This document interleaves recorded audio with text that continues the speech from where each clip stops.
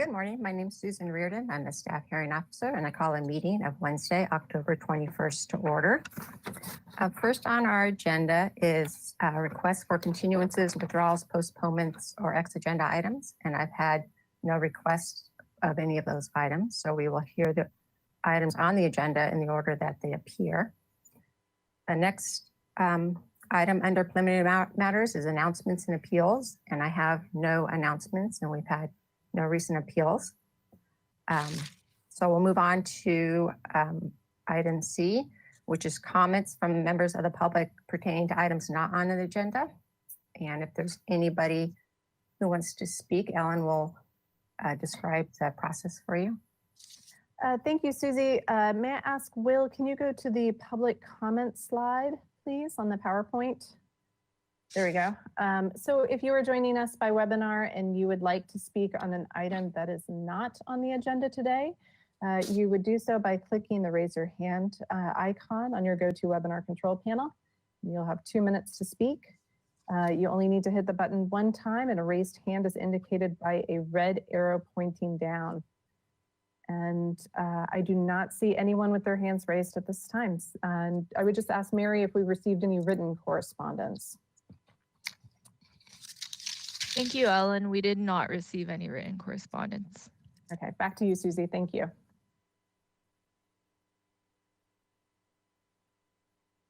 And Susie, you're still muted. Thank you. Sorry about that.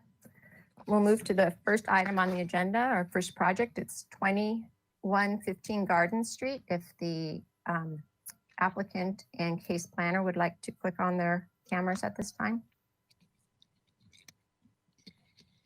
And Pilar, you can go ahead with your presentation anytime you're ready.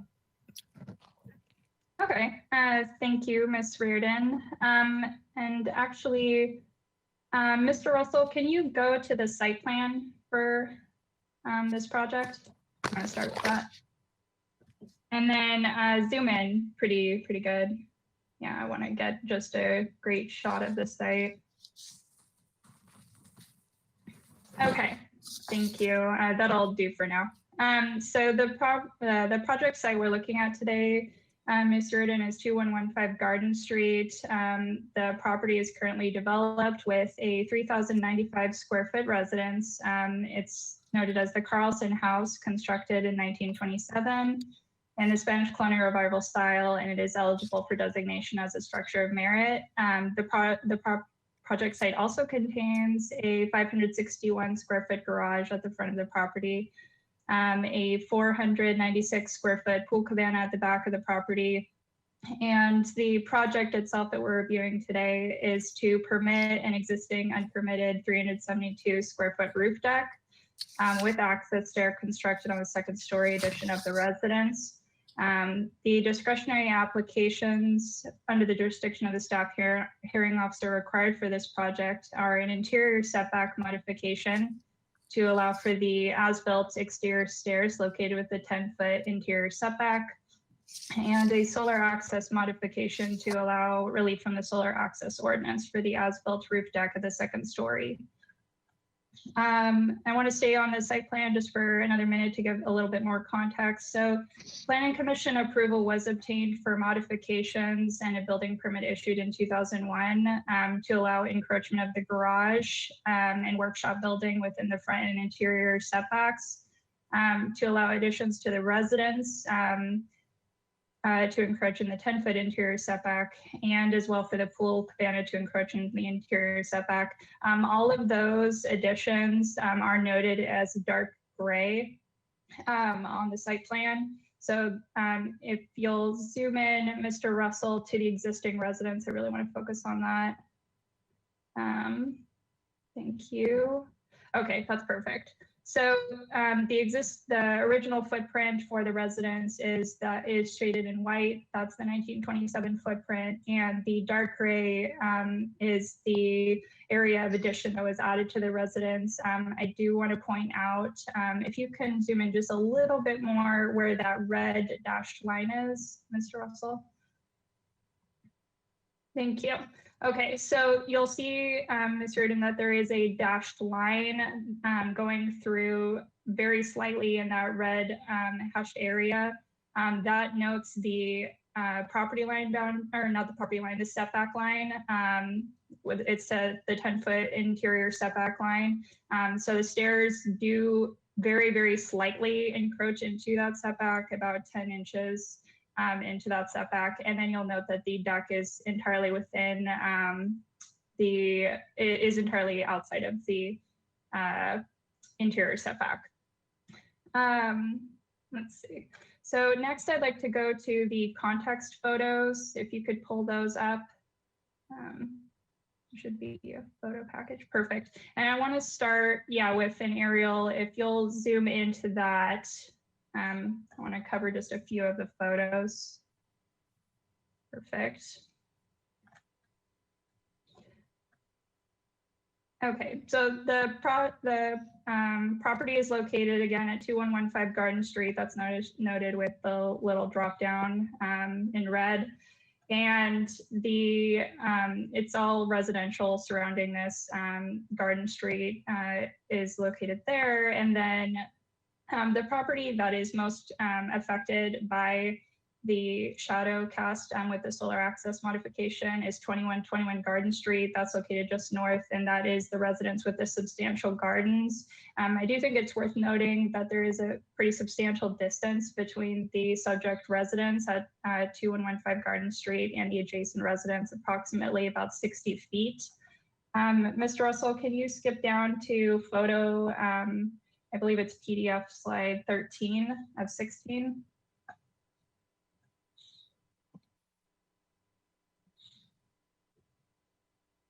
Thank you.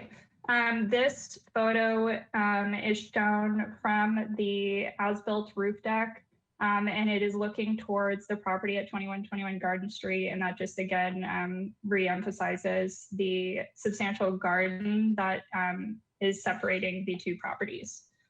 And then if you'll just skip down to the next page, this shows the as-built roof deck. The walls and railings. And then if you skip down one more, Mr. Russell, you'll see those are the stairs in question that partially are within the interior setback. And let's see if there are any other ones. You can skip down to the last one. That just gives another context photo. So if you're looking at the last photo at the bottom left, that's if you're standing on the roof deck, you're looking towards the property at 2121 Garden Street. Yeah. Okay, and then I think we can go back to the plans at this point. All right.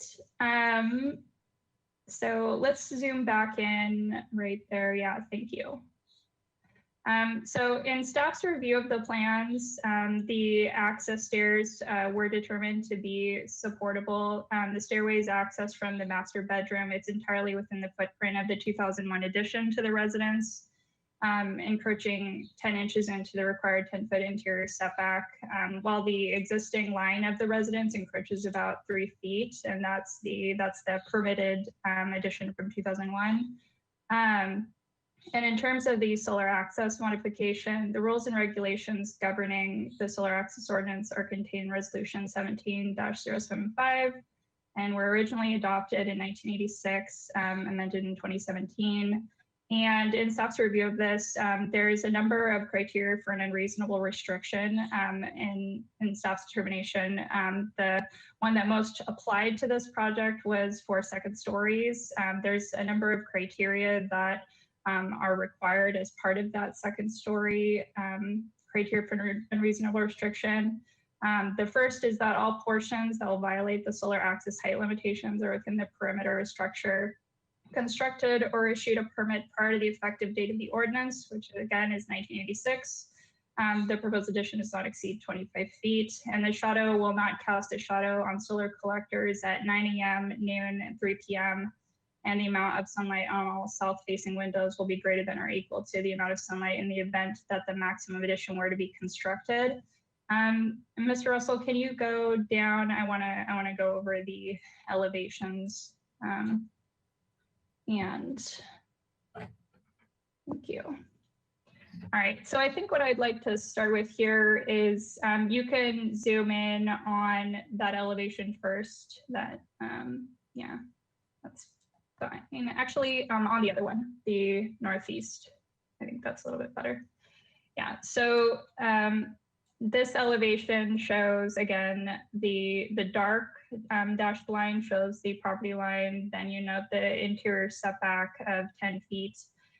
You'll note that the stairs that again shows the stairs encroaching in a very minor sense of 10 inches into the interior setback. And then it goes up into the deck, and you'll note that the dashed line shows the walls and railings as being what is triggering the solar access modification. And then if you'll go down, Mr. Russell, to thank you, perfect. So the applicant provided a number of shadow studies. I think this one is probably one of the better ones. It shows the property line, it shows the setback, it shows the shadow cast at 9 a.m. on December 21st. And you'll note that the approximate line of the neighboring house at 2121 Garden Street is a significant distance away from the shadow. The applicant included in here that and if you'll zoom in, Mr. Russell, just a little bit into that note where it's pointing to the blue and red line. Thank you. So the red dash line shows the approximate shadow line prior to the roof deck. So that's being of the 2001 addition. And the blue shaded area shows the roof deck adding about 7 to 12 inches approximately of shadow, about 12 square feet. And then going back, you can zoom out now at this point. I just wanted to zoom in that for a second. So in staff's review of the plans, was determined that the project meets all criteria except, again, the portion of criterion 1. So the project does not shade its neighboring properties excessively. Unfortunately, because the deck was constructed over the 2001 addition rather than the 1927 footprint, it does not meet the second part of criteria 1, but it is within the perimeter of the residence. And to clarify, staff would support this request. Had the deck been built over a portion that was built or permitted prior to 1986, it's clearly within the perimeter of the building. The shadow study demonstrates that the solar encroachment is negligible and does not cast a shadow on solar collectors or on south-facing windows on December 21st at any of the required times. As a final note, staff is considering amending the criteria in the future to eliminate the requirement about the effective date of the ordinance, as the intent is to not shade neighboring properties excessively. But for now, that requirement still applies. So it is applicable to this project. Lastly, the project was reviewed by the Historic Landmarks Commission twice, as again, the main residence is eligible for designation as a structure of merit.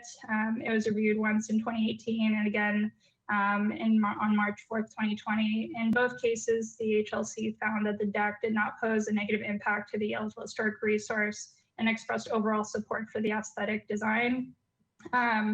The immediate neighbor located at 2121 Garden Street, that again is most affected by the solar access modification, did write a letter in support of the roof deck, expressing that it's architecturally appropriate and it's one of the best views from their house. And they did not cite any noise or privacy issues. And lastly, for environmental review, staff did not require any reports for this project. Prior archaeological study was done. No new ground disturbance is proposed with this project. The architectural historian also reviewed the project and determined that the deck and access stairs are architecturally compatible with the residence, minimally visible, and would not have a negative impact to the resource. So the environmental analyst has determined that the project is exempt from further environmental review pursuant to California Environmental Quality Act guidelines 15301 and 15305. And that basically concludes my presentation. Thank you. If you have any questions, let me know. Okay, yeah, thanks, Pilar. Is the residence or the garden, the adjacent residence at 2121 Garden Street, are they a designated resource or are they on the potentials list, do you know? You know what, let me look that up really quickly. Okay. I will answer that question.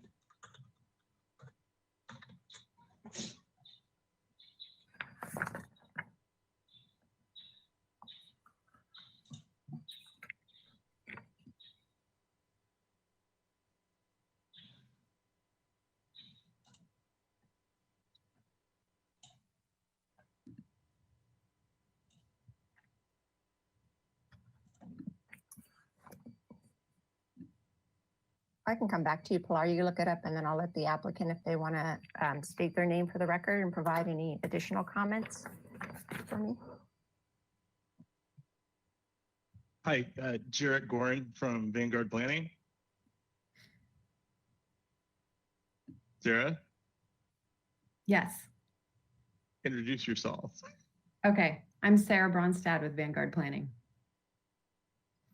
And I think Pilar covered everything in as much detail as we would. We may add a couple of things. I think Sarah is most familiar with the background on this project, how it got to this point.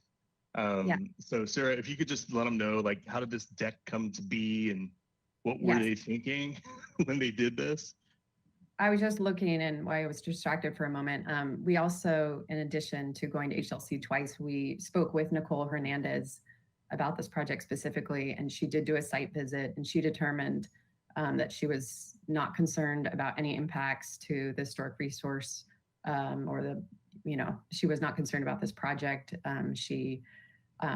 Also, we had a discussion with her about the fact that when this roof deck was constructed, and it was constructed at the same time that the addition was built in 2002, 2003. I think it was approved in 2001, but during construction, that was when the idea was brought forth to add the roof deck. And there was consultation with the city historian at the time. It was Bill Mahan was the architect that was consulted, who is obviously very, connected to the city. And it was initiated to do a permit revision to allow this roof deck to be part of the approved or part of the construction set. And it was not completed. It was initiated, but not completed, unbeknownst to our client. So our client became aware that this roof deck is not actually part of his approved record in 2018 when he was looking at the archive plans of this project for an unrelated question he had. And he initiated this process himself in 2018. So Mark Edwards was the architect he brought in and to, basically finish the unfinished business. And that's when in 2018, he first went to HLC. The HLC, received it favorably. And then unfortunately at that hearing, there wasn't mention of the need for a modification. At the time, it was more just focused on the aesthetics. So I went back to HLC in 2020. And that's when, we acknowledged that their modifications were going to be necessary to support the roof deck or to include as part of the approval. So at that, so this has been going on a while. This was brought forth by the client in good faith. And, the neighbor has demonstrated support. We have the support of the city historian. I think it's worth noting that the roof deck is only accessed from the master bedroom closet. That's where those stairs take you. So it isn't, I think, and also you can see there's a loggia in the backyard and there's plenty of other areas on the property. This isn't really a entertaining location. This is sort of a private, area that is accessed usually by our client and his wife for, happy hour or just a quiet evening. So they're, even if it was sold to somebody else, I think just given the access limitations and location, it's always going to be kind of limited in terms of what it could be used for. It's obviously within the footprint of that original addition. As I said, it was constructed at that same time. I think the intent of the findings are clearly in line with this. I think, as Pilar did a really great job of explaining, there is a timing component that is the only conflict, but that is subject to change, it sounds like, in the future. So I think, clearly the intent is there.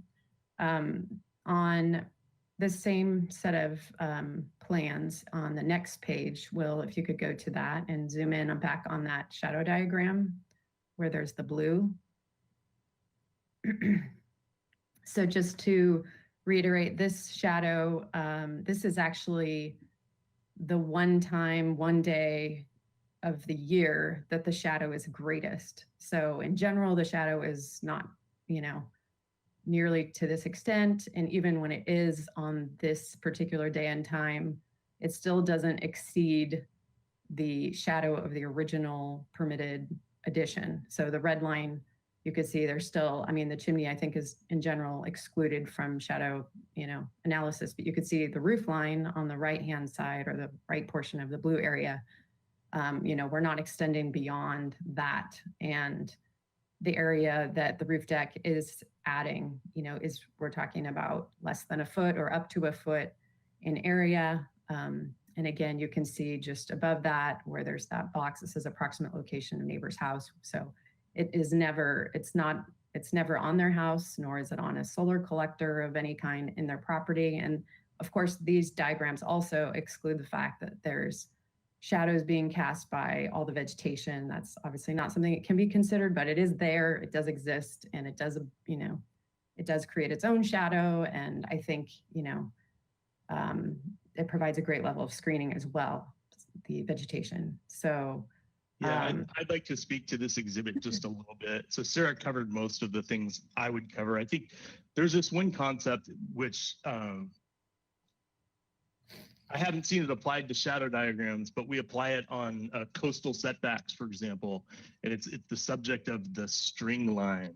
So if you were to take a theoretical piece of string and pull it taut around the outline of this thing, where does it go? And this few inches of shadow doesn't exceed the string line that would exist if you were to, and I can't point to things here, but let's say that the line starts at the peak of that roof there where the little hand is, and then that string would stretch all the way down. Well, it would, in reality, it stretches up to the chimney.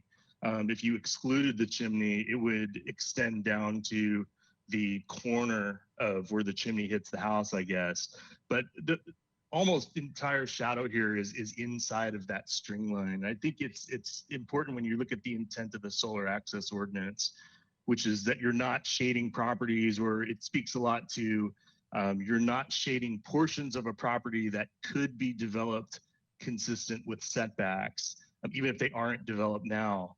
And what you can see here is here's the 10-foot setback on the property, and this whole area here is already in shadow from a building. And it's hard for me to imagine the proposed structure that could occur here that would be affected more by this than by the existing shadow that's there. I guess if you precisely located the wall of the structure on that red line, that's the height of our structure, this would shade that structure this one time and one day of the year. But I think this is consistent with the intent of everything, and it's a technicality that this is not even just exempt. But for a few inches, this would fall entirely within that shadow, and I believe that's an exception to solar ordinance requirements. So we believe you could make that finding because this is consistent with that finding, and it's really a technicality as to when the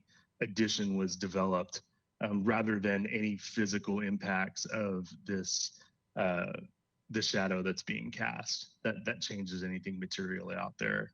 So that's all I have to add.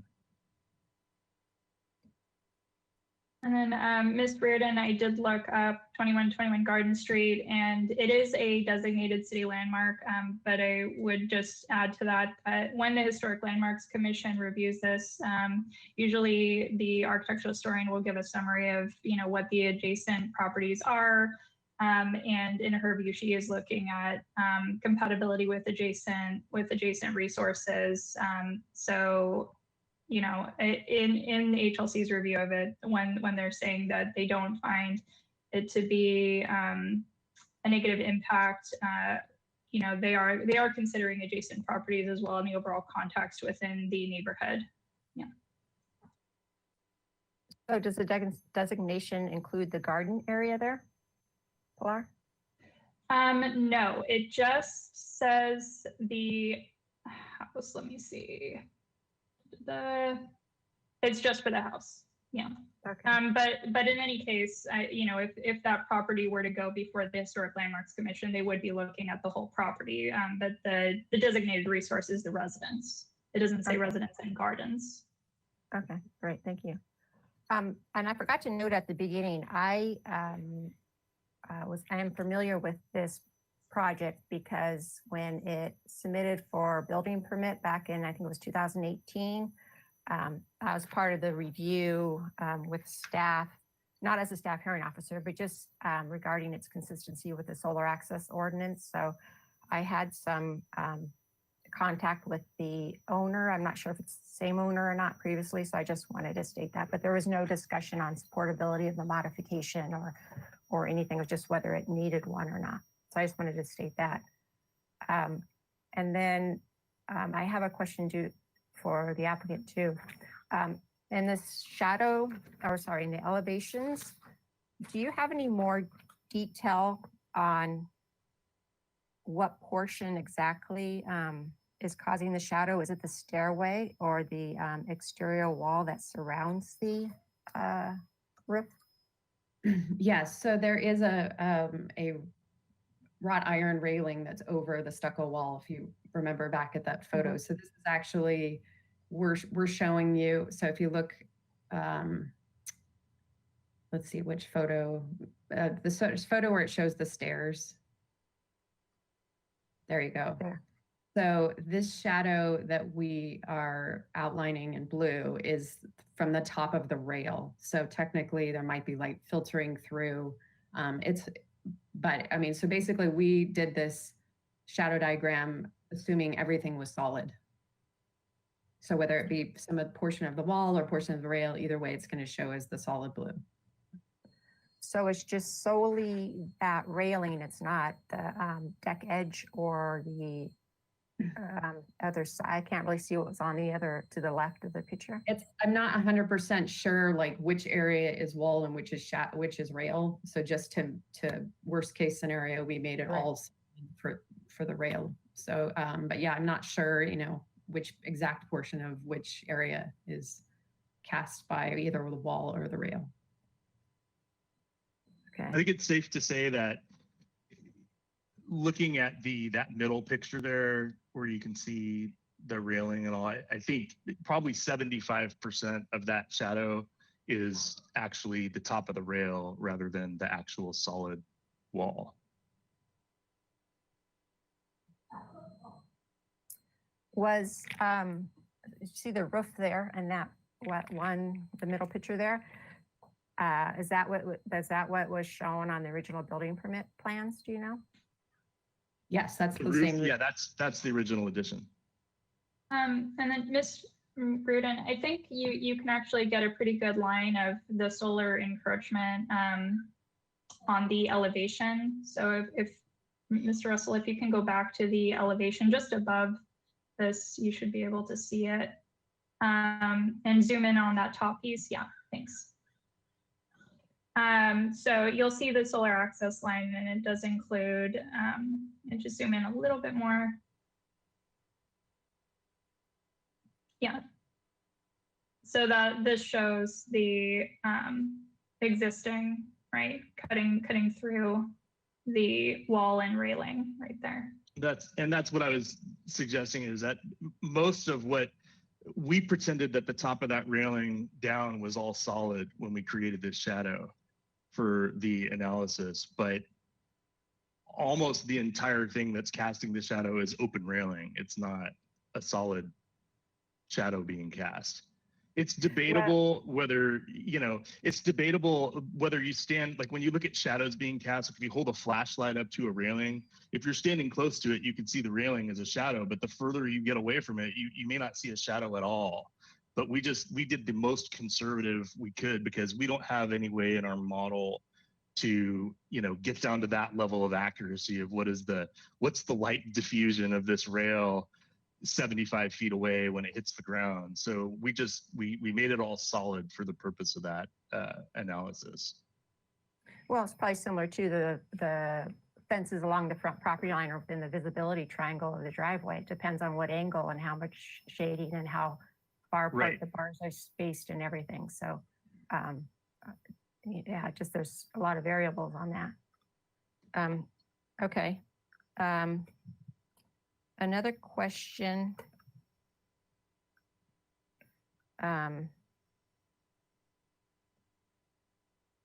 Actually, I've noticed this doesn't have to do with the modifications requested, but when I was at the site visit, I noticed the driveway was gravel. Is that, has that been discussed at all, or the history of that, or anybody know? Has it been brought up? No, we can go back to the site plan of this plan set, which is page 1 of PDF, Will. This is, because this was constructed, this is the site plan from the addition. And it looks, like it's a stone border and what's presumably, They don't call out the surface material, and our assumption based on how the city reviews and permits things is that it's approved with that surface material because that's the configuration it's in. I don't think anybody came in and removed the surface. And then certainly this got signed off with whatever surface was there at the time. And it wouldn't be unusual for there to be a gravel driveway for a house of this age. So that could have been the original material.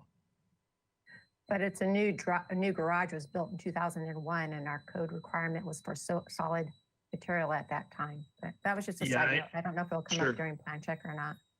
Okay. All right, so that's my questions right now. I'd like to open the public hearing. Is there anybody here who would like to address the staff hearing officer on this item? Thank you, Susie. And Will, I appreciate it if you can go to the how to make an oral public comment. And it does look like I have one participant, Sue DeRose, who would like to speak at this time. If I could ask the applicants to turn off their webcams and mute themselves, please. And then Sue DeRose, I've just unmuted you. It looks like your microphone is live. Okay. And or if you're not Sue DeRose, if you could please state your name for the record. And I'm going to Sure. ask Will to turn it to the to these 2-minute slides. So you have 2 minutes whenever you're ready. Thank you. Okay, go ahead. Okay, yeah, this is Sue DeRose, and then Jerry is right here next to me. And we were just wanting to let you know that the driveway was approved. Let me address that. There is a hard surface asphalt driveway underneath the chip seal. The city, my brother Christopher actually went into ABR with that, and ABR approved it. I think they even required it at the time, but it definitely is a part of what was approved under the original permit. And there is a hard surface asphalt driveway underneath that chip seal.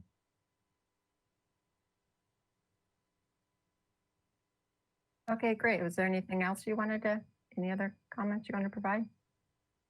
And just to clarify, Well- you're the property owner versus a That's neighbor, correct. We've correct? lived here for 28 years, and we've substantially loved and upgraded this property during that time. And it's a situation that we've had that deck, and I discovered it when I looked at the archives and actually went and turned it in.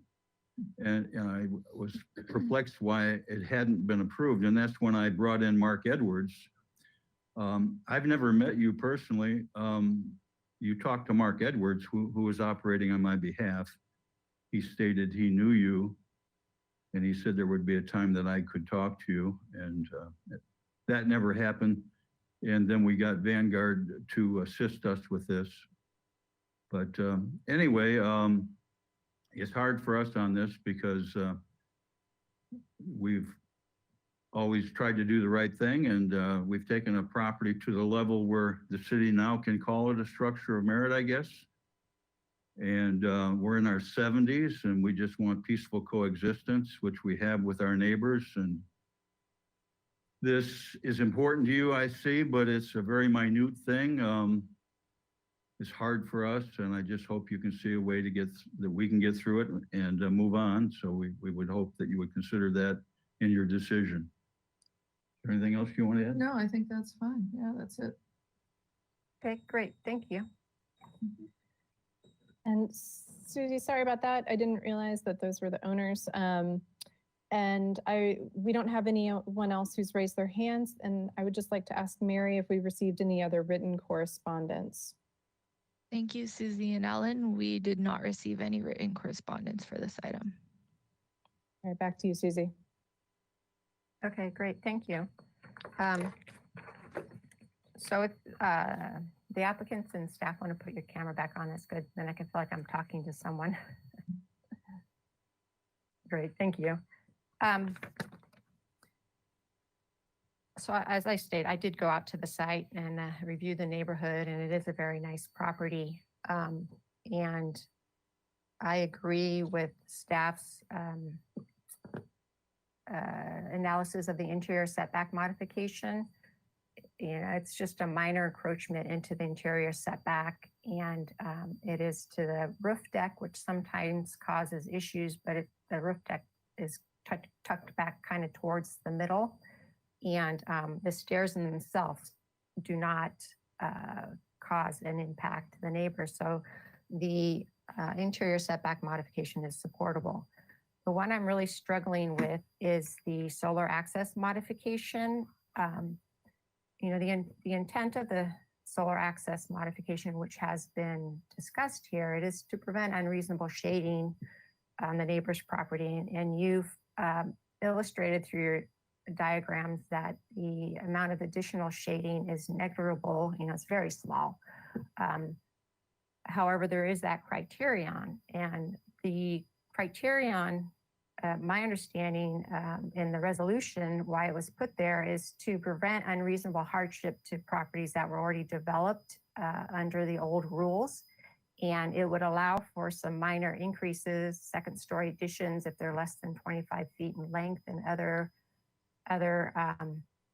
criterion to be able to develop their property or to you know, expand the property, kind of balance the needs of property owners maybe to improve the property with that of the neighbors in terms of the solar access. So the reason why that criterion is there is that it allowed the existing buildings to expand. And I believe it's not the intent of that criterion to allow an addition afterwards, a one-story addition to go forward, and then to use a loophole to be able to add a second story that exceeds that requirement. You know, it's specifically clear that it says it has to be permitted in 1986. And I don't think the intent was to allow an addition that complies with the solar access ordinance, and then, you know, 5 years down the line to add, you know, additional height to it and use that criterion to be able to add more than what they would have been able to add if they proposed it at the same time. So I'm struggling with that first criterion, and I don't read it as a two-part criterion. It's one criterion. It's within the entire perimeter of a building that was on the site as of the effective date of the ordinance. And so it's not A, within the existing perimeter of the building, and then B, on the site of 1986. So I'm really struggling with that criterion because I agree that the amount of increased shading, you know, could be found consistent with it. And then the comment that staff is looking or is probably going to change that resolution criterion, it's really premature to say that, because to change that criterion, it needs to go through the public process. It needs to be discussed. The pros and cons need to be looked at. It's just because staff has a desire to change that criterion does not mean it's a done deal. You know, it would need to go to planning commission, city council, public input. So that I can't take into account in my discussions here. So that's my thought on that. I will give the applicant or staff time to respond to that and to add any additional comments. I know Jarrett probably has some he wants to say to me, but if the applicants want to respond, that's fine. Well,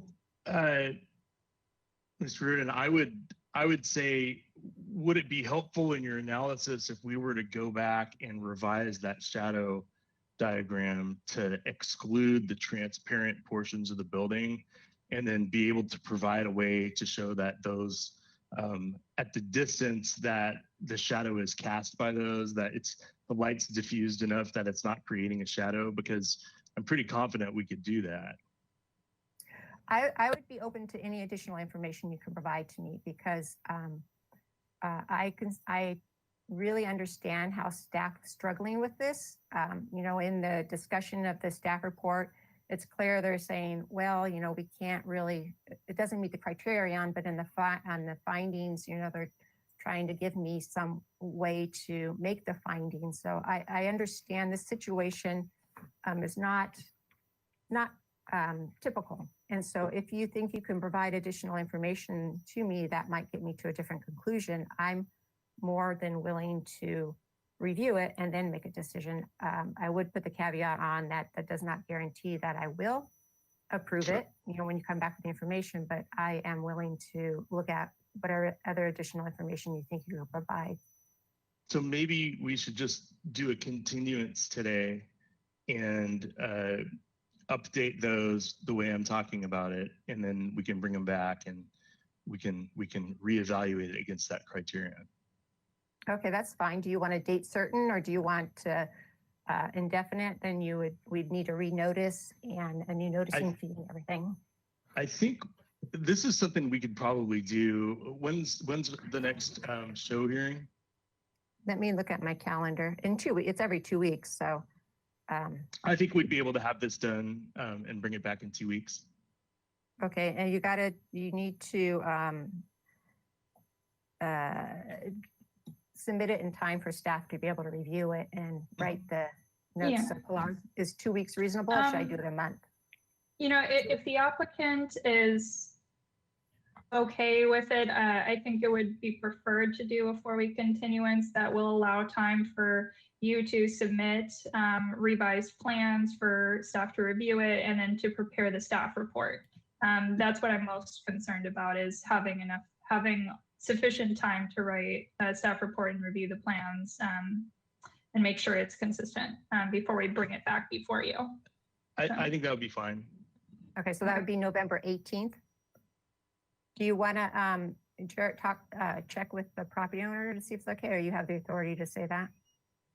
I would Or imagine vice they would agree with us that coming back in a month is better than, you know, what alternatives we have. Okay, all right. So then I will continue this item to the show meeting on Wednesday, November 18th, to allow the applicant team more time to provide additional information for me. Okay? Okay. All right. Thank you. Thank you. Thanks. So then we'll move on to the next item, which is 333 East Mission Street. If staff, and then if the applicant wants to turn on their camera too, please. Great, thank you. So Kelly, anytime you'd like to start. Okay, I'll just wait till Mr. Russell gets the site plan up. This project is located on a 6,600 square foot lot. There's an existing 1,500 square foot single-family residence with a detached 450 square foot garage and a 194 square foot accessory structure. As you can see from the site plan in your lower right-hand corner, the garage is located at 0 setbacks at the front property line and the interior property line. The project site is located in the single-family zone and also the El Pueblo Viejo district. And they're asking for a front setback modification and an interior setback modification to improve the accessibility to the existing garage. So because the garage is non-conforming to setbacks, the changes require modifications. So part of the project includes removing the interior door to create a large 2-car garage and relocating the exterior door, wall to the north, as you can see this portion here, which will increase the maneuverability within the garage. Also, the way the garage is accessed now, you have to go out into the street to access the garage. And this way, the applicants and the owners would be able to come in from the front of their house and get inside the garage, which makes more sense. So let's see. The project was reviewed by the Single Family Design Board, and they were very supportive of the encroachments. So staff recommends that you make the findings in the staff report and subject to the conditions of approval. And we also have the applicant Brooke Van Dunn here to speak on the project. Good morning, I'm Brooke Van Dyne with Sherry. I'm sorry. Oh, I was just Can you gonna, hear me? I can hear you, yeah. Oh, okay.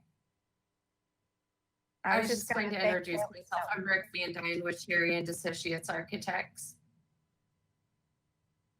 Okay, would you like to add anything?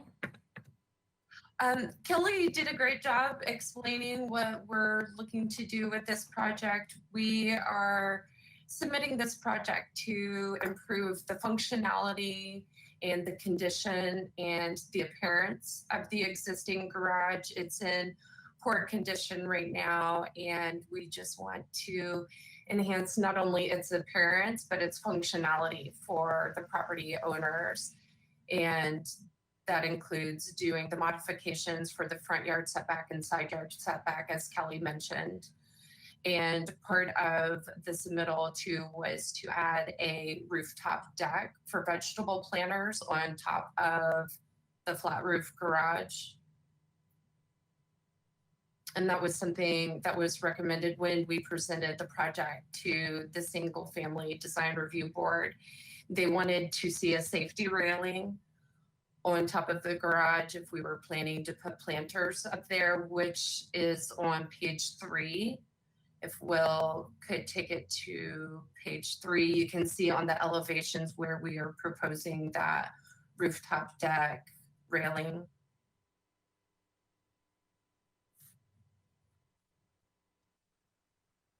So will the rooftop deck just be planters, or will it be usable? People sit out on top? The property owners are planning to use it for planters, but having that railing will make it functional to, if they want to sit out there and enjoy their garden, they would be able to with that railing.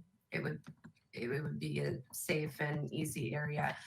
When the garage is constructed too, we will also be taking into consideration any structural calculations to bear the load of new planters or a rooftop deck. So that'll come in the building department submittal portion of it, but we are mindful that we will need to make sure that it's structurally sound to accommodate a roof deck. Yeah, and water,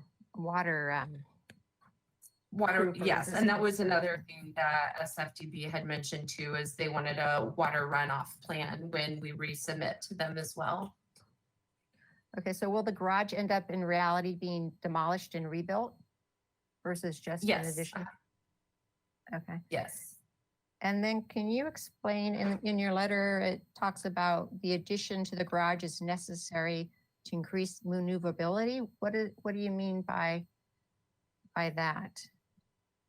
The maneuverability with this garage and being at the angle that it is on the street existing, it's very difficult for a car to be able to back out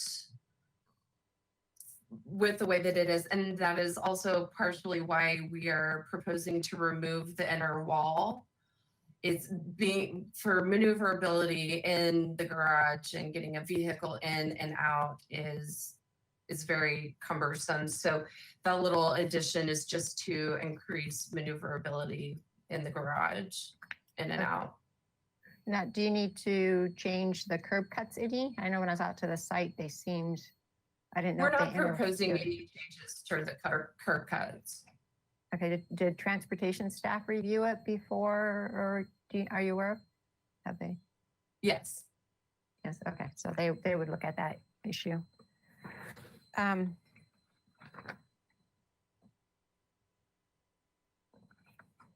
And then the front stone wall, it looks in disrepair. I saw some cracks and stuff. What kind of changes are going to happen to the stone wall? We was weren't looking- proposing any changes to the stone wall. We had just noted on our plans that the wall is to be left alone because it was noted that it was of historical importance, being in the El Pueblo Viejo area and so close to the mission. So it's noted that the stone wall is to remain. So we hadn't proposed any repairs to that front wall, just that it needed to be retained. Well, the bump out in the garage, it comes within like 2 feet, it looks like, of that front wall. How are you going to protect it during construction so it doesn't collapse or anything? I guess I'm questioning whether that's a reality, if Okay. it's going to be. And pardon my interruption, if the applicant would like us to pull up photos, we also have photos if that's helpful for the presentation. Okay. Yes, if you could pull up the site photos so we can see the street view of that. That's correct. So with the addition that we're proposing to the garage, you can see that the addition does not go out to the wall. It's set back from that wall, so the wall won't have to be removed for that addition.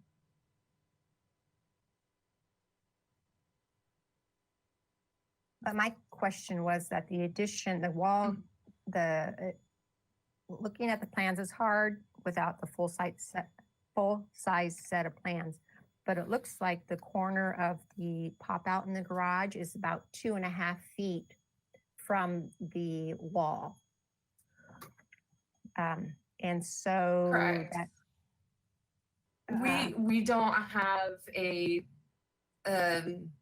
set plan as of right now as to how we're going to protect that wall. It's just noted, and once we bring the contractors in to do the work, then we will work with them. We know that that stone wall is of importance and that its integrity needs to be maintained. But at this point in the process, we haven't put a plan onto paper how we're going to go about achieving that. It's just something that we know we're going to need to do in the construction process. okay, great, thanks. And Kelly, do you have any input or any additional comments regarding the wall, and if any conditions should be added in terms of the protection of it? Ms. Reardon, I agree that we should add a condition of approval to the resolution, just reiterating the fact that the applicants will be required to maintain the wall during and after construction. And maybe we could ask for like structural calcs during the building permit review. Okay.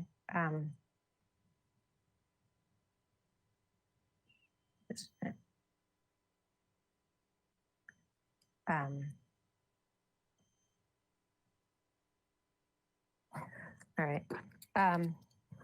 So those are my questions right now, I think.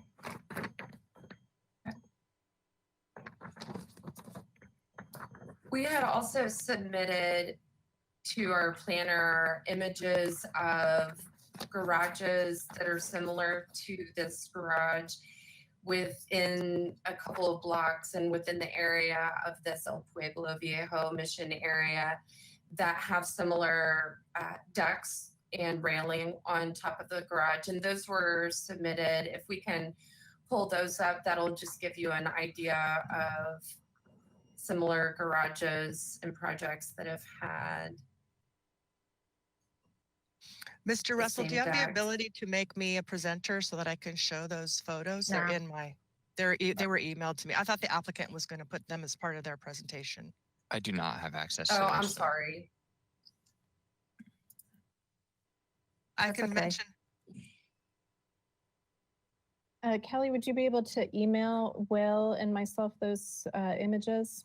yes.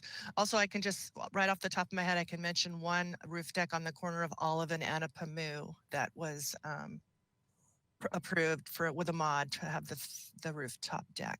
And so here I'm going to send those emails to who, Will, do I send them to? Yes, Or Ellen? yes, please. And you can CC me as well. Okay. I apologize. Sorry about that, Kelly. I thought when I sent those to you that they would be available. I'm sorry, that was my mistake. No problem. We're doing it.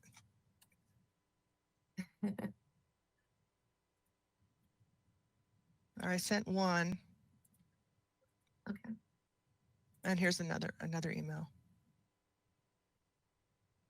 And these images were suggested to us by SFDB when we presented to them. They had conducted a site visit of the property and they're familiar with the area. And they suggested that I present to you these images to show you other similar garage decks that were in the area. So I wanted to make sure that you were able to see those as well.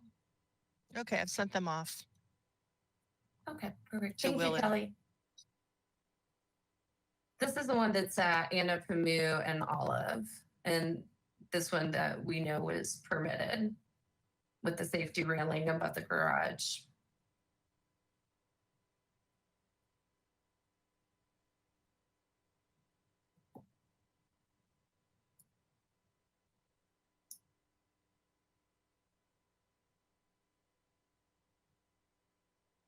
And then this next one is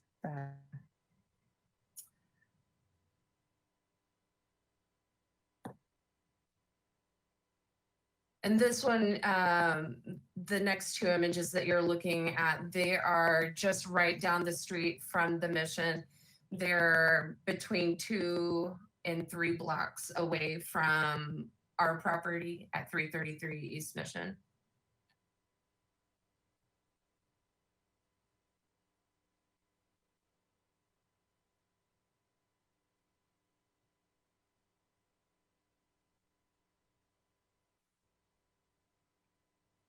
Those last 3 images, they're all on the same street.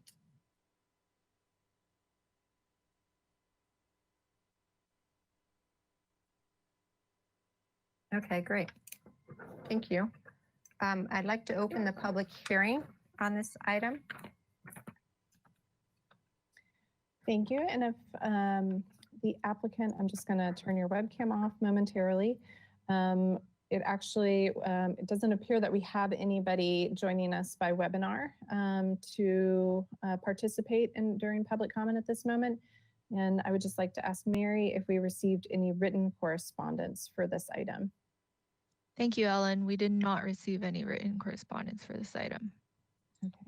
Thank you so much. And Susie, back to you. And if I could just ask the applicant, thank you for turning on your webcam again. Great, thank you. Bill, if you could go to the site plan, please, that would be good.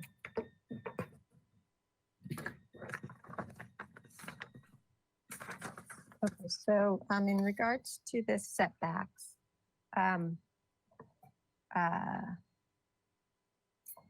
start with the interior setback.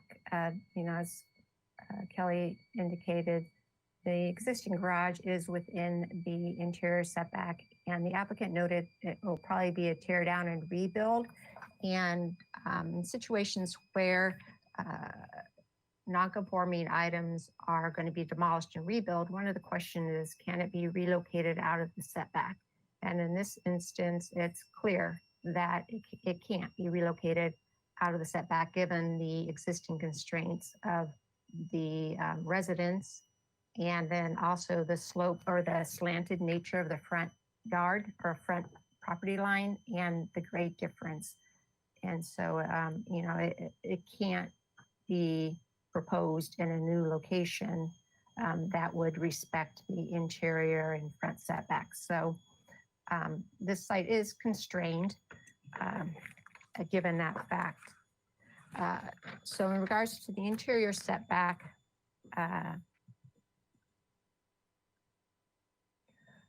the improvements that are necessary is the or that is into the setback is a portion of that new exterior door towards the house, as well as the stairway access to the top of the roof.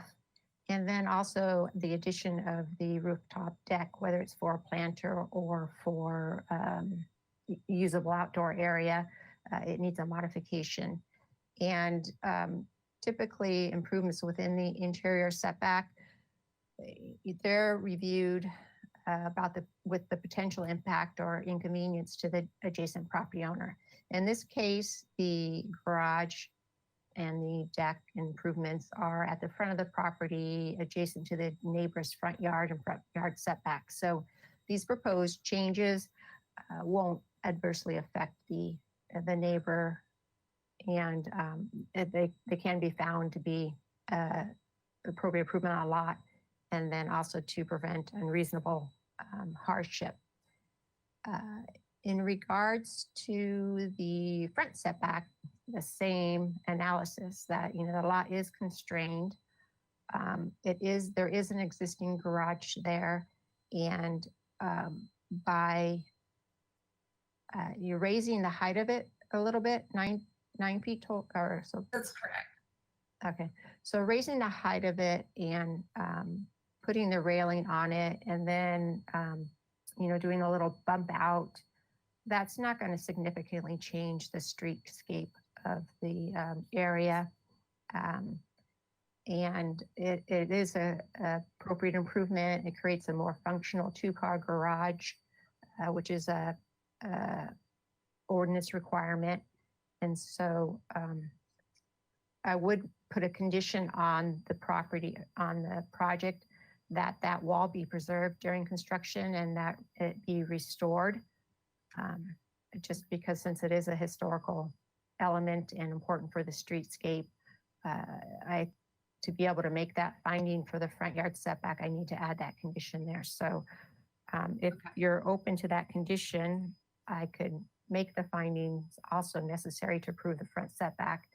I will be changing or just adding to the findings, just to outline my thought process again, like I was saying, the constrained lot, that the front setback, it's for not only the addition to the garage, but also putting on the roof deck and then the access stairway too. So the findings will be changed a little bit, but they still will result in approval of the project. And then staff was proposing a condition of approval regarding archaeological resources. And Brooke, you've read that and understand it and agree with that one too? Yes. Okay, so with that condition and the added condition regarding the front setback, I'll make the findings as I altered them today and approve your project. My actions my action is appealable within 10 calendar days. It's also subject to review by the staff hearing officer liaison, planning commission liaison, and if they felt that it warranted additional discussion before the planning commission, the liaison could call it up during that same 10-day review period. And if either of those two things happen, either appeal or the project's called up, Kelly would contact you and let you know. Okay. All right, great. Okay. I adjourn the meeting. Thank you. Thank you.